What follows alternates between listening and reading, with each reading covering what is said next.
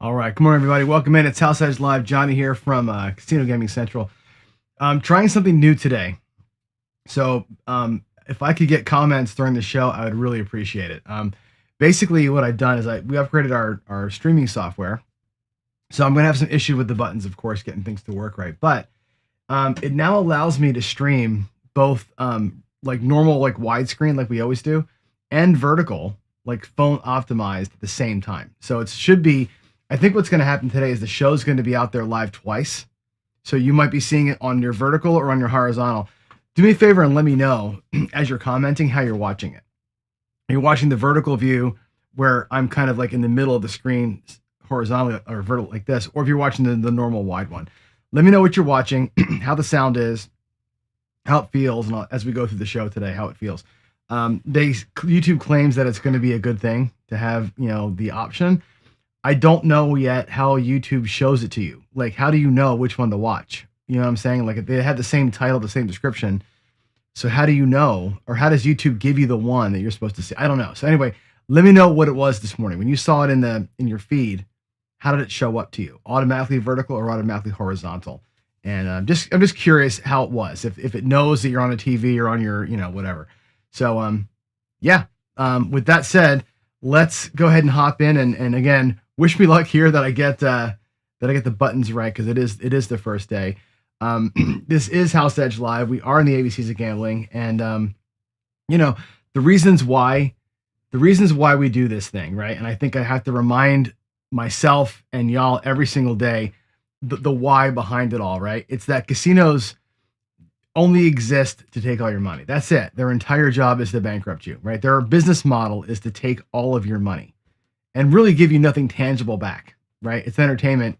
But I think if people who don't go into the casinos eyes wide open and don't know that, they're in for kind of a world of hurt. You know what I'm saying? So I do the show as a way to kind of hopefully open your eyes a little bit and make it so that that you're going in there at least kind of prepared for the battle, right? So that battle plan looks like this. We have tools available to us, right? We call them the bridge. Obviously, that's a thing from Casino Quest, but I've been teaching the same stuff for years. John Patrick and the great books and the great videos of the 70s and 80s and 90s, right? Teaching the same thing, right? It's all about your bankroll, your relationship with risk, how you identify opportunity, right? How do you see, or do you have discipline, right? Do you set goals? And are your emotions in check, right? Are you able to kind of trudge through this thing, right? With a non-emotional sort of I'm here to win some money and get out. And if it goes bad, I can't care about that. If it goes great, I can't care about that. Are you coming at it eyes wide open on the straight and narrow, or are you coming at it like, ooh, this is so pretty, right?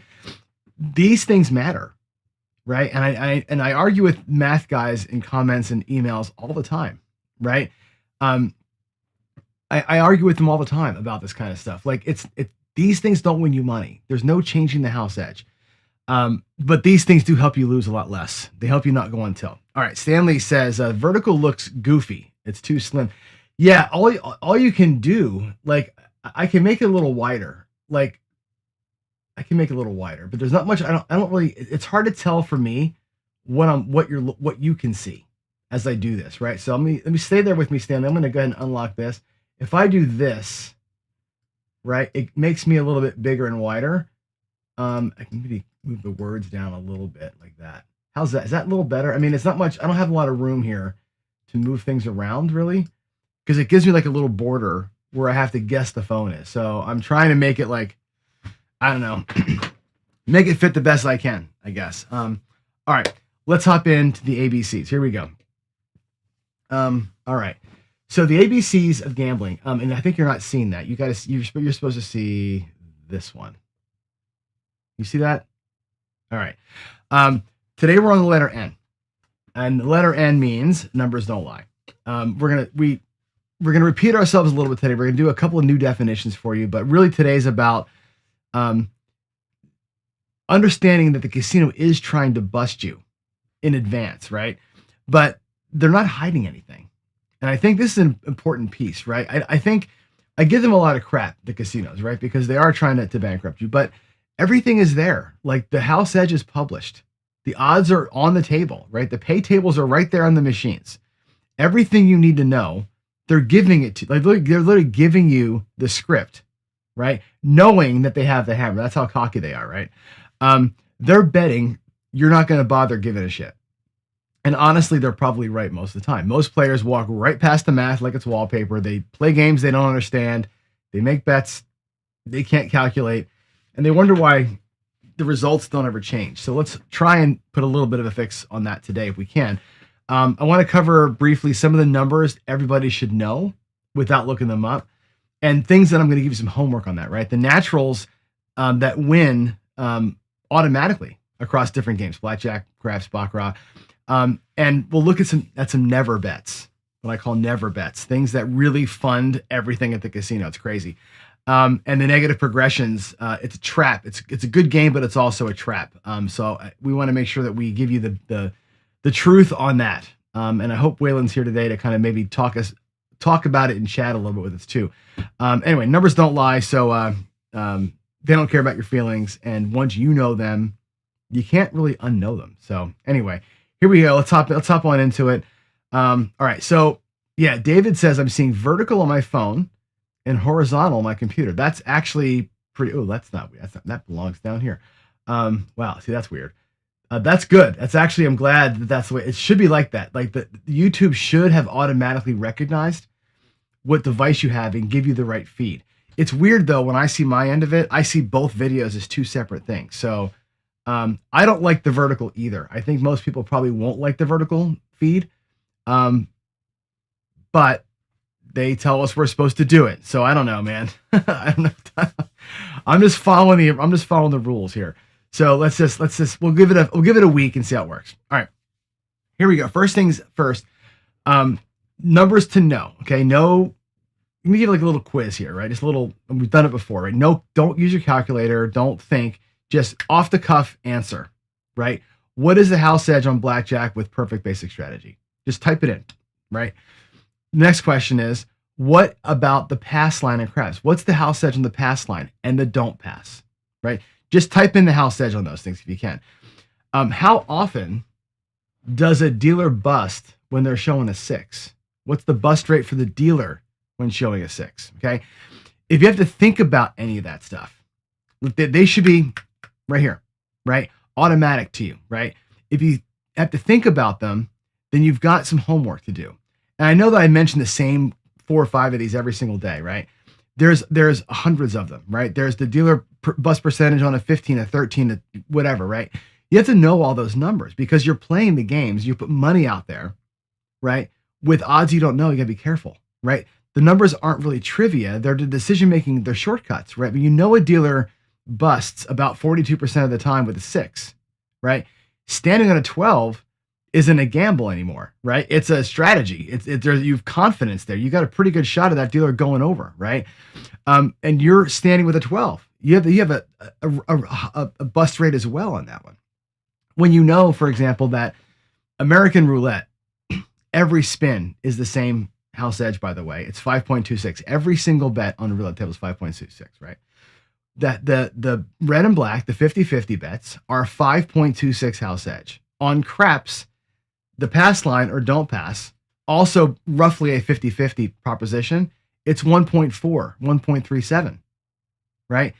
Walking that money on a 50-50 bet is so much better spent on a craps table. It's like, I'm not one of these guys that says you got to hunt the low house edge at all costs, right? Because I play, again, there's high house edge bets that make some sense, but when the bet pays 1-to-1, right? The odds are roughly the same of winning or losing, and one game pays you worse than the other game does. Why would you ever play that worse game, right? If you're just going to play red and black all day long, play the pass line, right? You're saving yourself money, and you have to know that going in, right? Blackjack basic strategy, about 0.5%, about 0.5%, right? Craps line, again, the craps pass line with full odds, by the way, about 0.37%. It's better than blackjack, but not by much. Okay. Baccarat, banker, 1.06%. And again, Keno, 25%. The ATS in craps, by the way, is going to hover between 17 and 25%, depending on how they pay you, right? 30-1. I've seen a 34-1 table. Yes, I have. I've seen a 34-1 on the outside ATS now. That's the new screw job. So you got to understand what that means to you, right? When we say that the hold on a craps table is 16 to 17%, when the house edge of the base bet is 1%, that means people are betting on things they shouldn't be betting on, right? Know, by the way, also the break-even threshold in sports betting. Again, I'm not a sports bettor, but the number is at minus 110. It's about 52.4% you have to win, right? Let's call it 53. You got to win 53% of the time to break even on a minus 110 bet. You have to know that thing. You have to know that. If you're going to bet one minus 110 bet a year, just write them a check, right?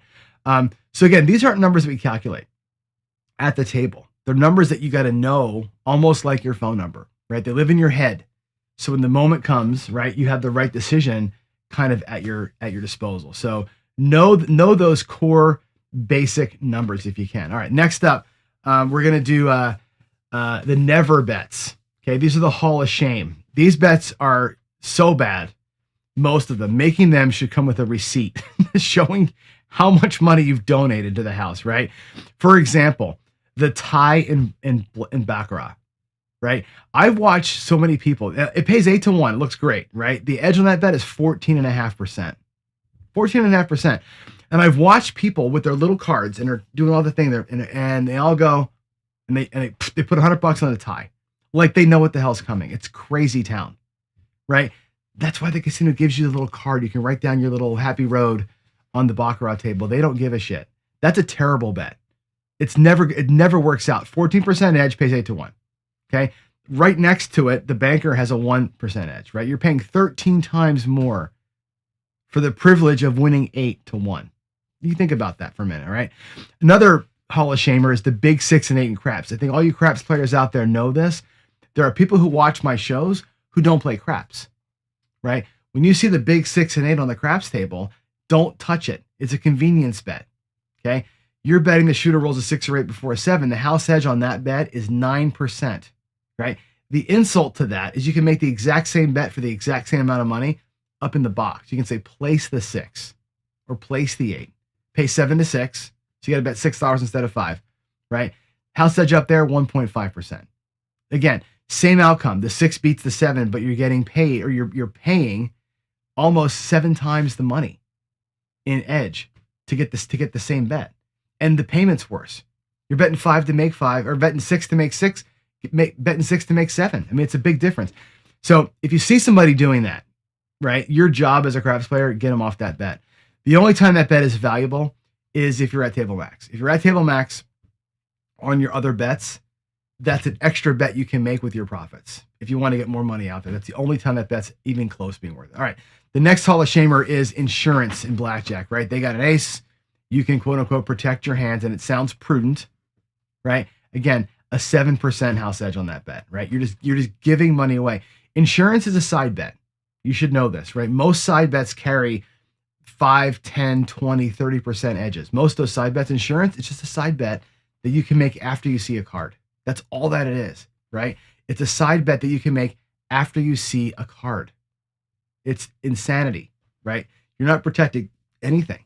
Unless the deck is super 10 rich and you're a card counter, it's a tax on fear, okay? Next one is Keno. You pick the numbers and you pray, right? It's a 25 to 40% edge on that game. It's not a typo. I mean, I'm not making that up at all. You're handing over a quarter for every dollar that you bet in that game. It's like the worst of all the slot machines, right? Yeah, you can win a ton if it comes out your way, but my goodness gracious. Brutal. The big 6 wheel is almost worse, right? You walk in, there's dollar bills everywhere, and right? And tourists love that shit. The tourists love it, right? It's a 20% giveaway on that game, right? It just literally give me your money on the way in, so you have less money to gamble with out there. It's literally they're stealing money from people on that thing. Don't let your spouse, your friends, the people you're bringing to Vegas for the first time, don't let them anywhere near that damn thing. All right. The pattern, by the way, is this. If the bet is heavily promoted, right? If it's got exciting payouts, if the dealers are pushing it on you, right? If it's prominently placed, if there's a big logo on it, like the side bets often have these big logos and the dragon, blah, blah, blah, blah, whatever, right? It's probably awful. Most likely it's an awful thing for you, right? They don't promote bets that hurt the bottom line. They just won't do it, right? The come in craps is the exception to that, because that one's a huge bet, right? That they teach you to play it. That one's that they promote it, right? But that one is like that is the bread, milk, and eggs of the casino, right? So they want more money on that so they can kind of guarantee bottom line. Everything else to them that's super advertised that they're asking you for, stay away from it, right? Avoiding a never bet doesn't cost you anything, right? No effort, just don't make the bets, right? It's the easiest money you'll ever save, I think. So, all right, next up is naturals. I love me some naturals, right? Some hands or some plays just pay themselves, right? Naturals are these automatic wins that are just built into the games, right? It's a gift. Casino says you win, no action required. Like in blackjack, it's easy. It's the ace and any 10, right? Your first two cards, ace 10, blackjack, 3-2. Not only does it win, it pays you a little bit of a bonus. $10 wins you 15, right? And critically, that will be the dealer 21 that they had to build up to. Your natural beats their 21, not the other way around. It's a beautiful thing. When it happens, you're just like, oh, especially when you're at first base, right? I love getting the natural blackjack at first base. And I get to sit there and watch all the other guys burn through their and stress about their basic strategy. And I just go, just give me the money, baby. Like the naturals are like that breath of like fresh air. You know what I'm saying? And an aside on blackjack, right? The tables that pay 6-5 instead of 3-2, right? Another never bet. They're stealing over 1% out of your naturals. Just off the natural, they're stealing it, right? This is why you don't play 6-5 games. They're stealing money from you. That $5 bet or that $10 bet that pays you $15 on a regular table, it pays you $11 or I'm sorry, $12 on a 6-5 table. They're taking $3 out of your hands. A blackjack on 6-5, $10 pays 12 instead of the 15 it ought to. That's theft. That's theft. Honest to God, anybody you see at a 6-5 table, you should be tapping them on the shoulder. Give them the wife tap. Get the fuck out of here. That's crazy, right? How about in craps? We love our naturals in craps, right? From the right side, it's a 7 or 11, right? But they're called. It's funny. On the right side, the 7 or 11 are called naturals because you just win. Boop, pass line winner, right? On the don't, the 2 and the 3 are also natural winners, but nobody calls them that. It's still a gift. It's still that gift. There's no drama. Take your money. Dice said, good for you, right? In Baccarat, the natural is an 8 or a 9 on the first two cards. You get an 8 or a 9, it's a natural. Whatever hand has a natural, round is over. There's no third card. There's no decisions. Highest natural wins or it's a tie, right? Love seeing a 9 in that game. Even if I'm on the other side of it, I love seeing the 9, right? Less cards, the better. And why does it matter? Because naturals are the hands or the rolls where you're not fighting anything, right? There's no decision to make. There's no worrying about it. It happened, man. It's like the gift from above, right? The math won. Your job is to see it, recognize it, not think, not calculate, just scoop the money or parlay the money. Sometimes the naturals to me are a good parlay opportunity. To me, like whenever, and I'm just a degenerate sometimes, right? Whenever I see a natural, instant parlay. Like unless I'm, in a system where I'm not doing that, right? But generally speaking, the natural, it's a gift. Parlay the gift, right? Again, the hands that play themselves. Know them on site, obviously. Don't be like, what just happened? Know that that's coming, please. All right. All right. Next up, we'll do. What is next anyway? Next is the negative progressions. All right. So we in this community, my craps people, right? We've got some people who love this, right? Waylon is a big promoter of negative progressions. Dr. S, who's on our chat, big promoter of negative progressions, right? Always bring a ladder, says Dr. S, right? The logic in most cases, pretty airtight, right? If I keep doubling after the loss or going up after a loss, when I win 1 or 2 in a row, I get it all back plus the profit versus the guy who loses 5 times and the same betting has to win 5 or 6 in a row to get there. If you're going up as you lose, the wins become a little bit bigger, so you need less wins to recover. Okay, that's the idea. That's a negative progression. Okay, the trouble is people just hear what I just said and go, oh, that's the answer. That's the answer. If I double my bet or go up a little bit, I have to win twice instead of 5 times. Bang. That's the secret sauce. I'm going to go to the casino and play that. Okay. You got to understand how these things really work. You got to practice them on your home tables or on online gaming like Crapsy or whatever. You got to practice these things, understand how they work. Waylon, who's the biggest promoter of this style of play, always reminds us, every one of you, know what's in your rack, know your bankroll, because as you're in the ladder, you may have crossed into being tied or getting back or in profit and not even know it. And you're just going to give it all away. Okay. There's a family tree to this, by the way, right? We start, the age-old one is the martingale. You double every time, right? Double your loss. 10 becomes 20, 20 becomes 40, 40 becomes 80. When you finally win, you're up 1 unit, $10, right? That one, friends don't let friends martingale, we say, right? Why? Because eventually you'll run out of bankroll and you'll hit a ceiling. The Labashare is one that I've showed you a few times where you write it down. You write down, I want to win 5 units. You write down 5 ones, and you bet 2 of them, any 2 of them, right? As you bet the 2 and you win, you bet the next 2 and you win. If you lose, you write the loss amount down. You keep on writing down and crossing them out. It's complex, right? It's got the same flaw. Eventually, you catch a bad run. You'll be at too big of bets to afford. But when it does win, unlike the martingale, which guarantees you 1 unit, the Labashare gives you a guarantee of whatever you started with. I'm going to win 5. Here's the plan to win 5. You know what your outcome is going to be with the Labashare. The magic of that one is that, which I really love.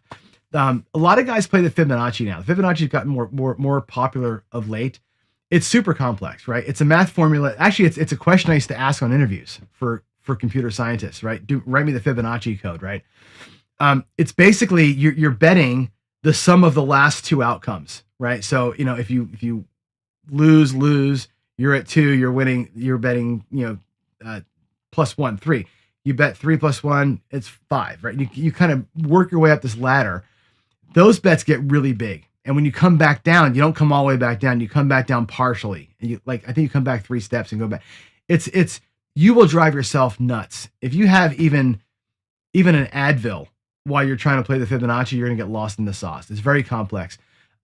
It's almost worse than martingale, because you'll get your bets up almost as quick and you'll forget where you are. So Fibonacci is one that you'll hear a lot about, you'll read a lot about. Run, don't walk away from that thing. The D'Alembert is the one that we always talk about. It's the 1 unit ladder. Add 1 unit after a loss. So if you're at $25, you go from 25 to 50, 50 to 75, 75 to 100, 1 to 125. So it's a much slower climb than a Marty, which would be 25 to 50, 50 to 100, 1 to 2, 2 to 4, right? Slower climb. When you come back in the martingale, you come all the way back to 0. In the D'Alembert, you come back 1. So you go 25 to 50, 50 to 75, you win, you're back down to 50. You win at 50, you're back down to 25. So you march up slowly, you march down slowly. Okay. It's a gentler slope. The cliff is still there. You catch 8, 9 in a row, you're still going to be at the end of the rope here, right? So be careful of that. In highly volatile games, you're going to catch that, right? Unlikely on easy bets, pass line, but blackjack, right? Unlikely to hit 8, 9, 10, 12 in a row. Happens, but it's more unlikely. And when it does fix itself, it fixes itself pretty quick, and you get back your money, and then you're generating profit along the way. It's not to be trifled with, but you should know it. You should practice it. And finally, we have one of my favorite negatives is the 31, which again, like the Labashare, it's scoped. You know ahead of time what it's going to produce for you, right? You know ahead of time, I'm putting up 31 units, whether it's $3,100 or whether it's $155, whatever it is, it's 31 units. Okay. And you're going to bet 1, bet 1, bet 1, bet 2, bet 2, bet 4, bet 4, bet 8, bet 8. That adds up to 31, by the way. If you lose them all, you lose 31 units. Along the way, if you win one, you parlay it, and then you're out. When you get a parlay, you win. Period. You're back to 0 again with profit. It's a simple system. It's not complex at all.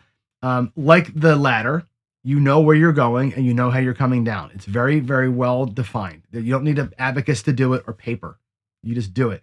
And again, you know ahead of time what the loss limit's going to be. I like the fact from a money management standpoint, the D'Alembert or the 31 has a well-defined loss limit. So The thing is, though, all these negative progressions, they share the same flaw, right? The same assumption that you've got an infinite bag of money. You can ladder it forever, which you can't because you will run out of money.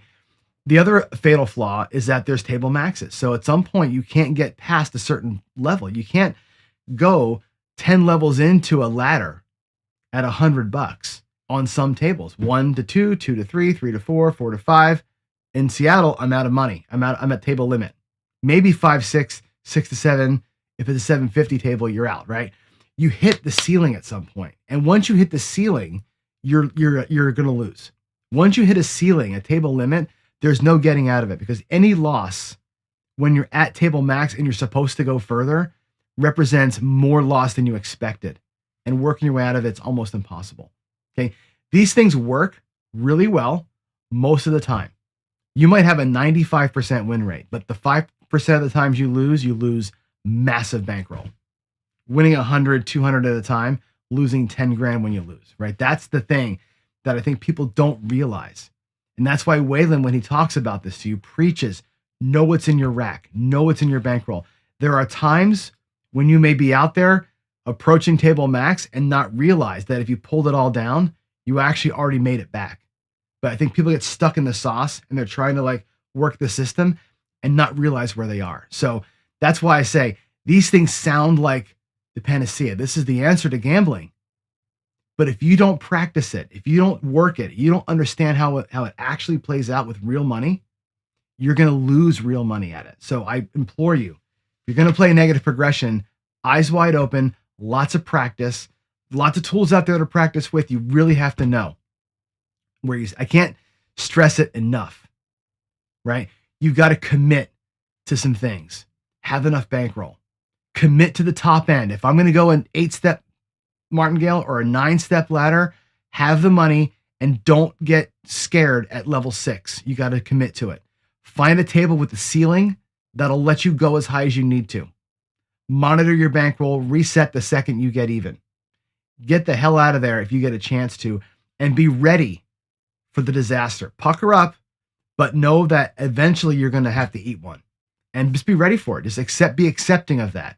Okay? If you don't accept it, right, you're just going to be a donator. And that's a really important thing to understand. All right. Next up is, what do we have here next? A negative, we already did negative progressions. Did I not press the button on that? I thought I did. Maybe I didn't. Where are we going? Oh, I hit the wrong button. That's why. Dumb. I want to go here. That's better. Sorry about that. All right, I'm getting used to my new setup. All right. So here's one for you. These are we call them the end essentials, right? I'm going to close out letter N here, and I want to rapid fire a couple of things that are just terms. This is more like dictionary time, okay? Things you should know. You may have heard of them or whatever, but one is called the nuts.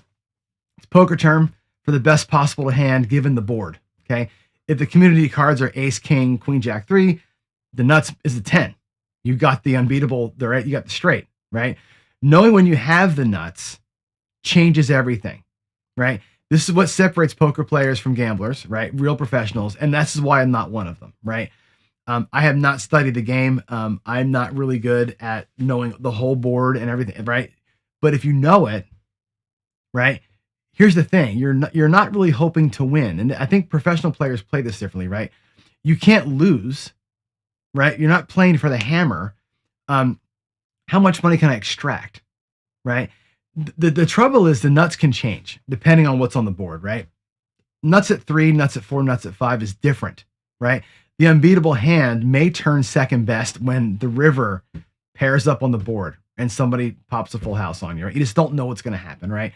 When you have the nuts, though, right, you're not gambling. Think of it as, how am I going to collect and how much can I collect on it? You got to recognize it and make the right play.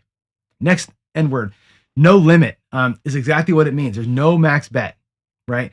This is going to be a poker thing, never on the craps table, right? No limit hold'em. You can bet whatever you got. That's the all-in, right? That's the tournament play. And that structure changes everything. The psychology of that game changes completely. In limit poker, right, mistakes cost you a bet or two, right? In no limit, a mistake costs you your whole stack, right? It's big opportunity for skilled players where you can pressure people. You can force them to fold better hands because they're playing scared or have a short stack. You can extract max value when you're ahead, right? But it creates a lot of risk. So be aware of it. No limit is where I think skill meets nerve, right? And again, I'm not a poker player talking here, so I don't do it. But yeah, every chip you have can be at risk in that case. All right, the 9 is the next one. The 9 is Baccarat perfection, right? The entire game is built around the 9. Natural 9 is unbeatable. In blackjack, the 9 is a doubling threshold. You can double 9 against a 3 to 6. It's a hand that you can split 9s, which, not a bad play in certain circumstances, right? It's the hand that separates players who know basic strategy from players who actually know it, right? In poker, they call the 9 the silent connector, right? It'll complete a straight that a 10 often can't. It's undervalued, especially in Omaha. And in craps, 9's my favorite. I love the 9. I love betting the 5 and 9 anyway. But the 9 is awesome. The G Money special in the 9 is one of my favorite little moves to pull off. And if you've got somebody like the Justice Gen with you who throws a lot of 9s, it's magic, man. The 9 is magic. It's my favorite number. All right, the neighbors in roulette.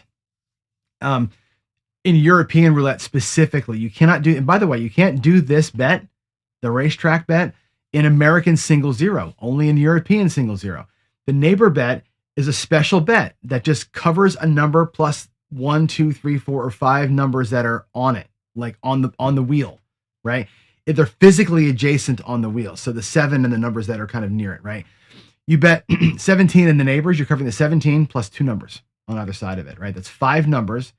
And it matters because the neighbor bets are targeting parts of the wheel, like a section of the wheel, right? And if you bet a game, and again, my Nexus roulette game shows you this. As you're betting neighbors, you'll see a wheel that shows you where on the wheel they are and what's touching what. So you can see how they kind of work. They follow the wheel, not the math. These are bets that are hoping a croupier can find a sector, or that if the ball hits a sector and bounces around, it's going to bounce into one of the 5 connected numbers that you have. That's the neighbor bet. And the last one, of course, is nickel, right? This nickel's just, a little vocabulary for a $5 chip, right? Slide me a nickel. All of them, by the way, nickels are $5. The dimes are $10. Quarters $25. Dollars are $100. Nickels might be called big nickels, right? Or the $500 chips in some cases, but you'll hear it from everybody using the cool guy language. And that's it. And then there's also the way that some of our favorite math guys describe place bettors, right? Picking up nickels in front of that steamroller, right? You're betting 160 out there to win $35. Which, by the way, another little math problem for you. I'm going to give you a math problem. You ready for this? Y'all ready for the math problem? Here we go. You're betting 160 across, right? How many ways in chat? Question, open question. How many ways do you have to win when you're betting across 24 number, or when you're betting the 4, 5, 6, 8, 9, and 10? How many ways can you win? How many numbers have you covered? Right? You've covered what number of combinations out of 36? Somebody put that in chat. Okay. And I'll give you the other side of that, the roulette side of that. Okay. You can play 1 dozen or 2 dozens, right? There's 38 ways in roulette. There's 36 ways in craps. What's the difference of playing 2 dozens versus 160 across, right? 24 is the answer, right? There's 24 ways to win, right? 6 ways to lose. On roulette, you bet 2 dozens, you have 24 ways to win. You have 14 ways to lose. A little more ways to lose, but the same number of ways to win. In craps, you can bet 160, let's say, to win an average of $40, 35 to $40, depending on where the number lands, right? In roulette, 160 wins you 160. Think about that for a minute. You think about that, you're giving up some ways to lose, but the risk reward to cover 24 numbers out of the 38, covering 24 numbers out of the 36, it's a 1-to-1 versus, what is that, 4 or 1-to-5, the lay bet that you're doing on the 7. Again, another math thing you have to know. You have to know that 160 across is so much worse for you than doing a 50-50 bet on roulette. The dozens on roulette. You just got to like math this stuff out a little bit sometimes.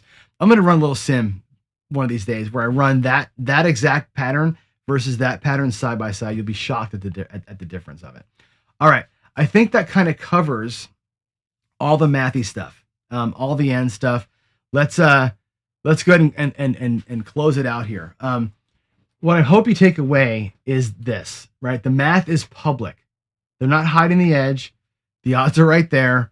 The numbers that should drive every decision are available to you, right? Most players don't bother. We just walk past it, just sit down at shitty games, make the never bets, and wonder why the results don't change, right? You got to be not most players. You got to be a better player than that, right? Know the numbers cold. Know the house edge. Know the probabilities. Know when you can break even.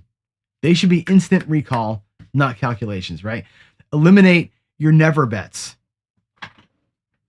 The ties, the big 6 and 8, the insurance, the Keno, the donation bets that are dressed up as wagers, right? Cut them from your game completely, right? Cut them from your game completely. That money should stay in your pocket or be used as fuel for a better bet, right? Recognize the naturals and stay away from negative progressions if you've not yet worked on it. If you don't know how they work, don't do it. Do not watch a video from somebody like Waylon and go, that looks cool. Let me go try it. He will tell you, don't do that.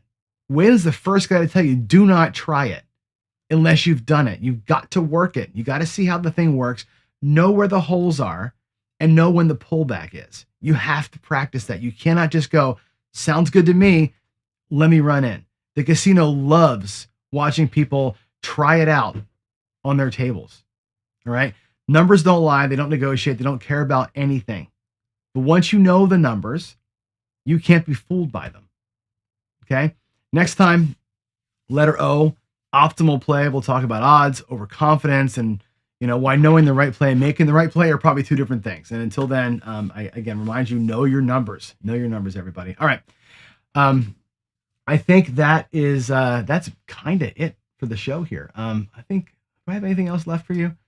Let me go here and see what's next. Oh, Q&A. Do you have any questions for me? I'm going to go ahead and I have some time here. I'm going to scan chat and just look for cues. And never take insurance. There you go. I see that, Darnell. I'm looking through. I don't see any more questions. I do see that Jeff came. Hi, Jeff. I didn't see you pop in, but now I see you in here as I'm scrolling chats. I see Jeff. Oh my God. Why is that going so high up in the air? That should be down here. But it's weird how it does that. I set that up last night to be a better spot. Anyway, good morning, Jeff. Good to see you here.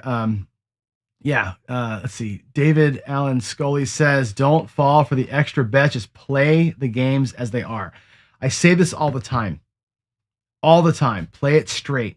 I don't even like laying numbers to get a don't pass bet out. I don't like anything that's except for the hard way sometimes, right?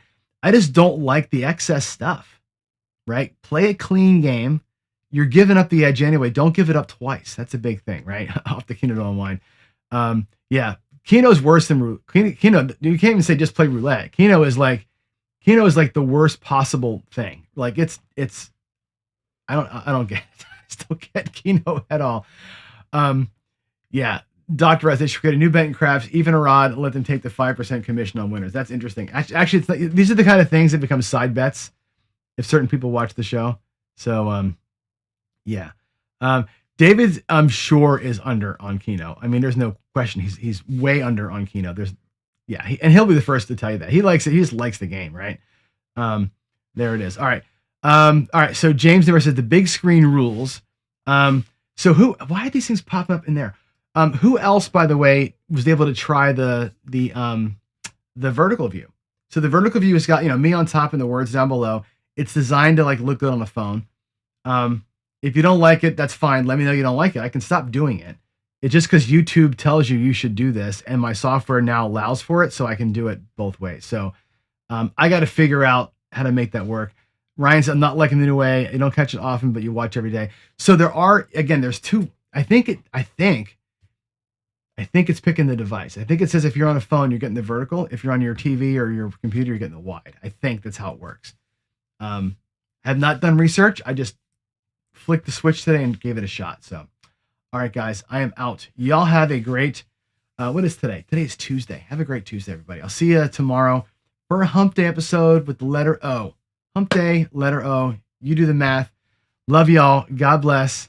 And I'll see you in the morning. Bye. I got to hit the off button here.